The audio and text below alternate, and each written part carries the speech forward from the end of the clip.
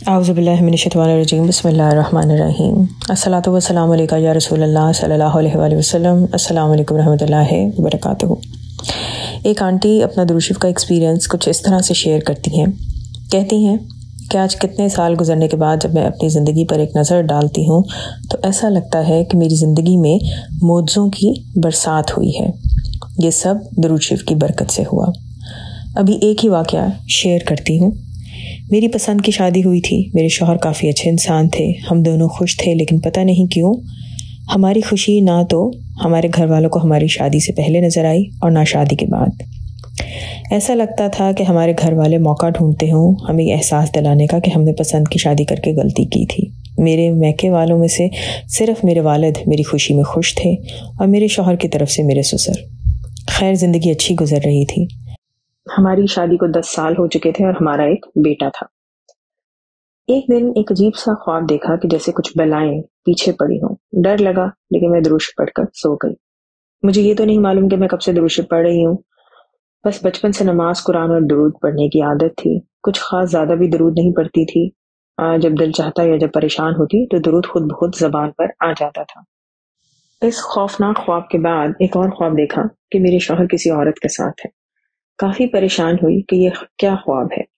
شوہر کو ذکر بھی نہیں کیا، کسی کو کچھ نہیں بتایا، بس بے دھیانی میں درود شریف پڑھنے لگی، کیونکہ درود پڑھنے سے مجھے سکون ملتا تھا۔ میں جھوٹ نہیں بولوں گی، نماز میں تو بس ٹکر ہی مارتی تھی کہ پہلا سوال نماز کا ہونا ہے قبر میں۔ مجھے اس وقت یہ آیت بھی نہیں معلوم تھی کہ بعض لوگوں کے منہ پر ان کی نماز ماری بھی جا سکتی ہے۔ اب اس کو میری آزمائش کہہ لیں، جو خواب دیکھا تھا وہ سچ ہو گیا۔ ایک دن میرے سامنے میرے شوہر کا افیئر آ گیا۔ شوہر کو جب پوچھا تو پہلے تو جھوٹ بولے، پھر شیئر ہو گئے کہ ہاں ہے، جو کرنا ہے کر لو۔ میرے شوہر بہت شوق سے انڈین موویز دیکھا کرتے تھے۔ کسی مووی کا یہی ڈائلاگ بولا کہ تم نے تو اپنے ماں باپ کی مرضی نہیں مانی اور میرے سے شادی کر لی، جو ماں باپ کی نہیں بنی وہ میری کیا بنے گی۔ یہ سن کر میں حیران ہو گئی اور اتنی پریشان کہ کیا یہ وہی شخص ہے کہ جس کو میں جانتی تھی؟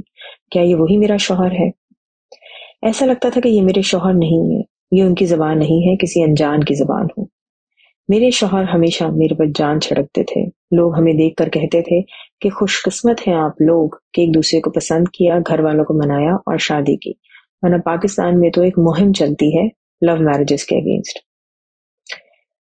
خیر، شوہر کی یہ دیدہ دلری دیکھ کر کافی سوچیں آئیں کہ کیا کروں۔ اگر میکے یا سسرال کو بتایا تو شامت اور تانے تو ملیں گے ہی ملیں گے، بےزتی الگ ہوگی کہ دیکھا ماں باپ کی مرضی سے شادی نہ کرنے کا انجام۔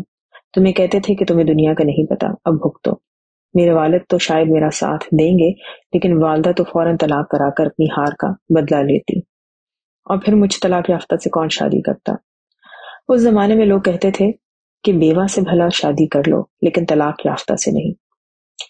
ایسا لگتا تھا کہ ایک طرف کھائی اور دوسری طرف آگ۔ شوہر کا رویہ دن بدن بد سے بدتر ہوتا جا رہا تھا، میری سمجھ سے باہر تھا۔ پھر ایسا ہوا کہ کئی دن تک گھر نہ آتے۔ میں نے کسی سے کوئی بات نہیں کی، بس چپ کر کے روتی یا درود شریف پڑھتی۔ ایک دن شوہر نے کہا کہ ان کی گرل فرینڈ نے کہا ہے کہ وہ پہلے مجھے طلاق دیں گے پھر وہ ان سے شادی کرے گی۔ ایسا نہیں ہے کہ میں نے کبھی صبر کا دامن نہیں کھویا۔ کبھی جب شوہر گھر آتے تو میں لڑتی بھی، روتی بھی، لیکن ایسا لگتا کہ اس انسان پر میرے رونے کا کوئی اثر نہیں ہوتا تھا، حالانکہ یہ وہی شخص تھا کہ میری آنکھ میں آنسو نہیں دیکھ سکتا تھا۔ آپ سننے والوں کو میری باتیں شاید کتابی باتیں یا ڈائلاگز لگیں، لیکن یہ حقیقت ہے کہ میرے شوہر نے مجھے اتنا پیار دیا تھا کہ مجھ سے اب ان کا یہ بدصورت رویہ برداشت نہیں ہوتا تھا، نہ سمجھ آتا تھا۔ خیر، میں نے سوچ لیا کہ اگر شوہر نے طلاق دی تو بچہ لے کر چپ کر کے کہیں دور چلی جاؤں گی، لیکن میں کے سسرال میں کسی کو شکل بھی نہیں دکھاؤں گی، بعد میں دیکھی جائے گی۔ خیر، طلاق دینے کا بھی دن آ گیا۔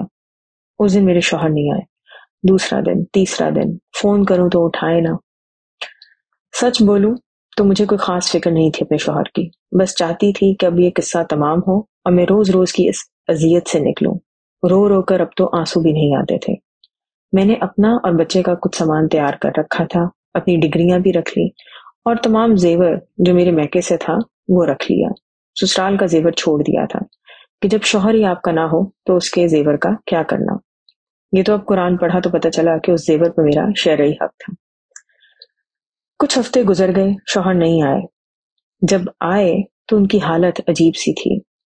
بس دیکھتے ساتھ ہی معافی مانگنے لگے اور دھاڑے مار مار کر روئے۔ میں تو حیران ہو گئی کہ پہلی دفعہ ان کو اس طرح روتے دیکھا۔ کہنے لگے مجھے نہیں معلوم کہ ایسا کیسے ہوا، میں نے تمہارے ساتھ ایسا کیسے کیا؟ جب تمہیں طلاق دینے کی نیت سے گھر آنے لگتا تھا تو جیسے قدم رک جاتے تھے، خوف آتا تھا خدا کا کہ میں ایسا تمہارے ساتھ کیسے کر سکتا ہوں۔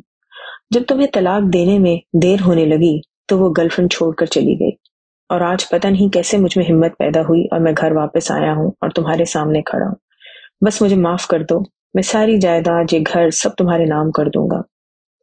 خیر میں غصے تو بہت ہوئی، پھر معاف کر دیا۔ شوہر پہلے سے بھی زیادہ اچھے ہو گئے، بات بات پر معافی مانگتے تھے۔ مجھے ان کی معافی اور آنسوؤں پر پورا یقین تھا، لیکن اب ایک عجیب سا مسئلہ تھا میرے ساتھ۔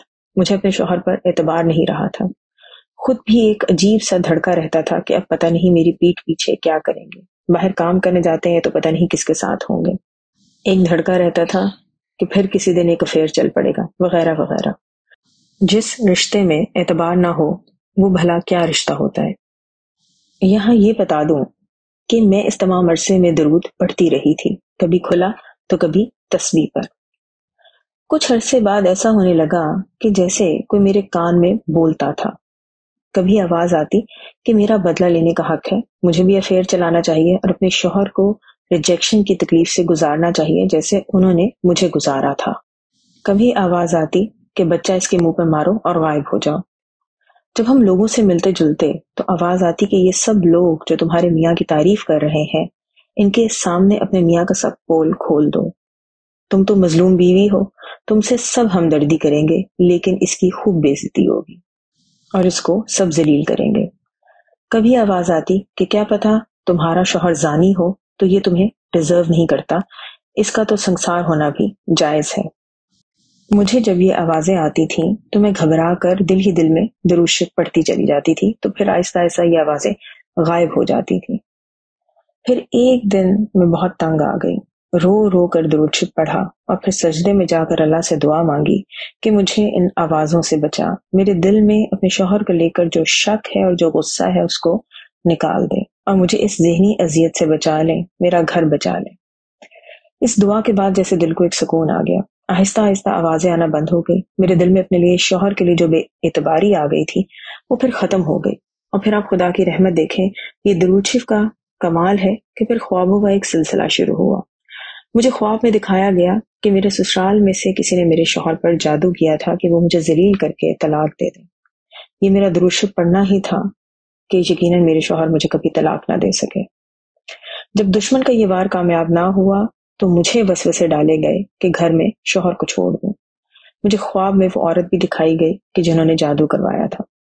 میں نے جب ان خاتون کے متعلق باتوں ہی باتوں میں اپنے سسرال میں ذکر کیا تو پتہ چلا کہ وہ جادو کروانے میں کافی تیز تھیں اور انہوں نے کافی لوگوں کی زندگیاں اپنے غصے اور جلن میں برباد کرتی تھی۔ کافی لمبی بات ہو گئی ہے، یہ ساری باتیں 2.5 سے 3 سال کے درمیان ہوئی تھی۔ اب 30 سال بعد جب زندگی کے اس وقت کو دیکھتی ہوں تو احساس ہوتا ہے کہ میرے لیے یہ تمام واقعہ کسی معجزے سے کم نہیں ہے۔ سعدیہ، آپ پلیز میرا واقعہ اسی طرح پورا سنائیے گا کہ لوگوں کو پتہ چلے کہ میرے بے دھیانی سے پڑھے گئے درود پر بھی میرے اللہ نے میری لاج رکھ لی، نہ صرف مجھے اس کڑے وقت سے نکالا بلکہ حقیقت کو میرے سامنے کھول کر خوابوں کے ذریعے میرے دل کو بے انتہا سکون عطا کیا۔ الصلاۃ والسلام علیکہ یا رسول اللہ صلی اللہ علیہ وآلہ وسلم۔ السلام علیکم ورحمۃ اللہ وبرکاتہ۔